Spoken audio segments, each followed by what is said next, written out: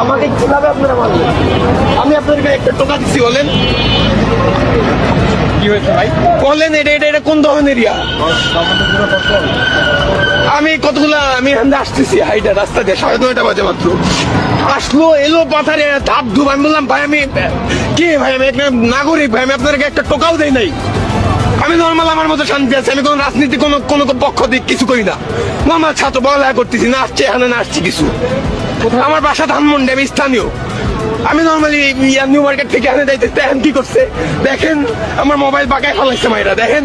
এরপর আমার দেখেন প্যান্ট খুলে দেখাতে পারতেছি না। কোথায় পড়াশোনা করেন? কোথায়? জি আমি এখন অ্যাডমিশন প্রার্থী। ধানমন্ডি কোথায় থাকেন? ধানমন্ডি 27 নম্বর থাকি আমি। 27 নম্বর ঝামেলা হইতেছে, বাসায় যাইতে পারতেছি না। নিজের একটা সিকিউরিটি নাই আমার নিজের জায়গায় থাকার জায়গায়। কারা সিকিউরিটি দিবে আমাকে রাস্তায়? মাস্তান আমার